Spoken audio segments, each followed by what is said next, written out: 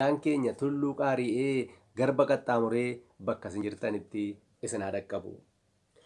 Yeroo darbee waa'ee maatii ajaa'ibaa tokko waliin ilaalaa turre.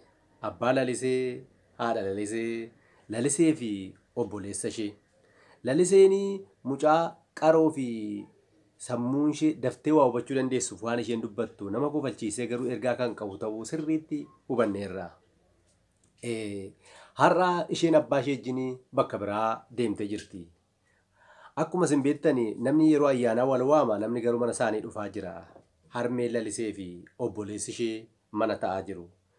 Isaan olii gad deemanii keessummaa kana simachuuf waa hojjetaa jiru. Mucaan garuu taa'ee bilbila odeessa. Yeroo bilbila odeessu kana kaadhimaa isaa kanatti garmalee yeroo inni dubbatu dhaga'aniitu harmeen isaa mucaa koo kaadhimaa kee kabaji. Kaadhimaan kee har'aa haadha manaa kee boriiti. Kabajuun asumarraa eegalaa ittiin jedhu. Mucaan guungumee calluma jedhe.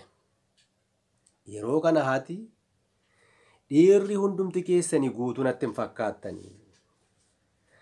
Abbaa kee talaalliin yeroo daa'imummaa isaa kan darbe natti fakkaata ture. Talaalliin tokko isa darbuun oolle jedhee yaada ture. Atis akkuma abbaa keetiiti talaalliin si darbee hin jiru. Anas si talaalchise.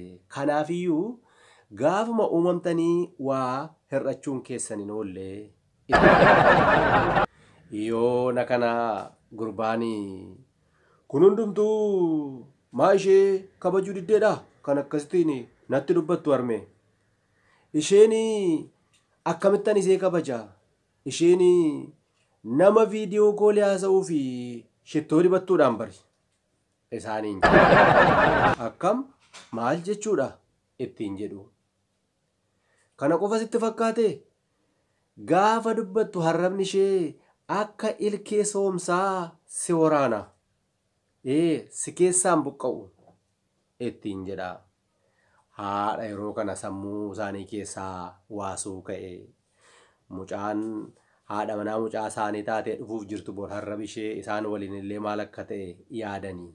Garuu ayyaana waggaan waaqa biraa dubbachuu waan hin barbaannee fi dubartummaanis isaan mo'attee mucaa isaanii kanaan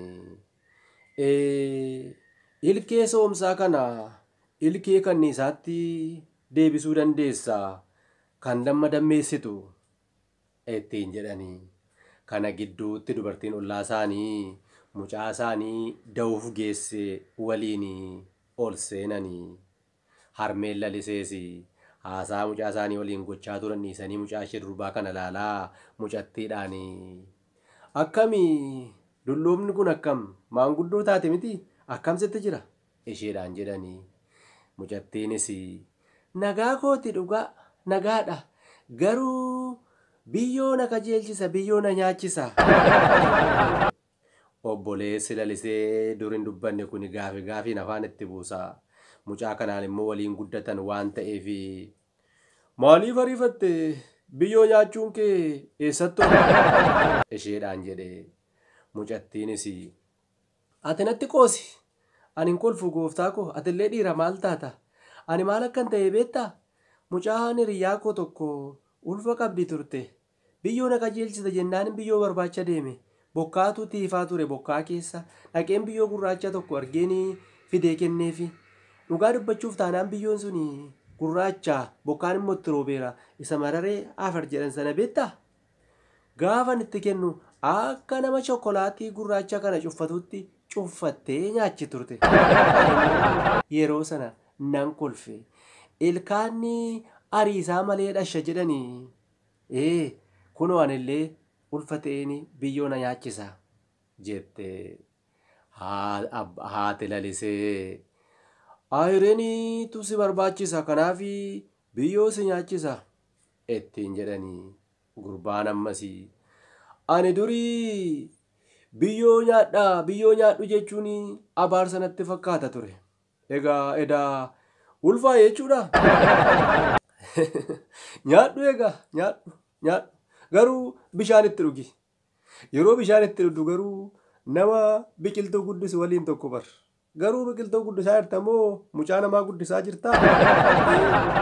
Yoo mucaan kee yoo durba taate maqaan ishee Biqiltuu, inni yoo dhiira ta'e immoo Biqilaa ta'a jechuudha.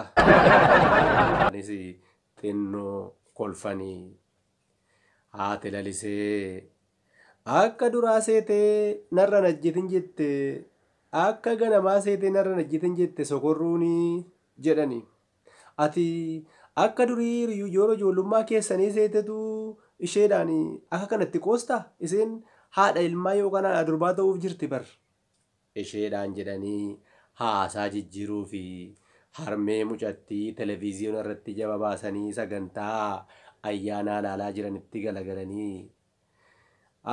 Dhisee irraanfanne miti haasaa ijoollee kanaa qabanne akkami ati carra qabeettii dhagiiftii koo mucaa kee kanaa fi obboleessa ishee guyyaa tokko gaa'ela dhaabsiifatte ishee heerumsiifatte ilma immoo fuusifatte ati carra qabeettiidha ittiin jedhanii yoona kanaa harmeen mucattii abbaan manaa mucaa koo kanaa nama sitti fakkaate akka inni itti isheef yaadu dhiisi harka irratti baata harka barruu gubbaa irratti baata ganama ka'ee hojjetee nyaachisa in kunuunsa siree irraan bu'in jedha nama sitti fakkaate maaloo nama waaqayyo eebbisee kenneef isheedhaan jedhanii yeroo kana haati lalisee immoo kan ilmi kee fuudhee guyyaa tokko kan isaan cidha isaanii raawwatanii intalattiin immoo akkami ittiin jedhanii ishee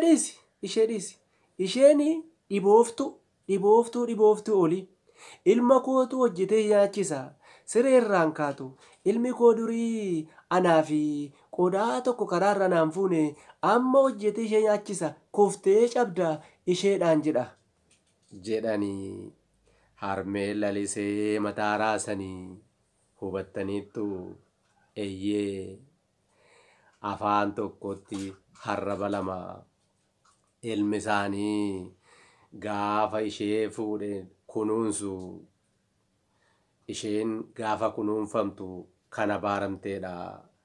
Inni mucaa isaanii fuudhe gaafa ishee kunuunsu garuu inni kan eebbifameedha. Eeyyee mucaan isaanii abbaa manaa isheen kunuunfamuu qabdi. Abbaan manaa ishee garuu ishee fuudhe kunuunsuu hin qabu jechuudha. Afaan tokkotti harraba lama isa jarri baandiraas uletti milaas jedhan sana ta'uu isaati fakkaata.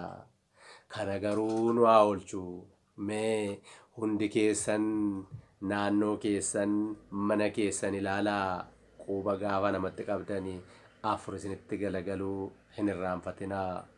Dhugaa qofa qabadhaa deemaa akkasittiin hawaasa gaarii ijaaruu dandeenya.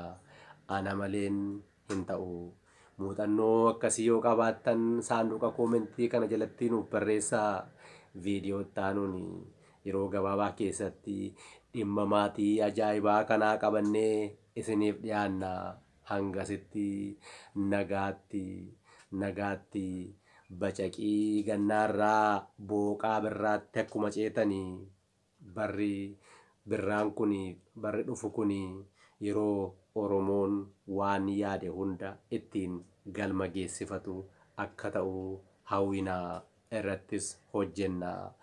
Oromummaan miidhaginaa wal malee homaa hin qabnu. Kanaafuu nu jajjabeessaa.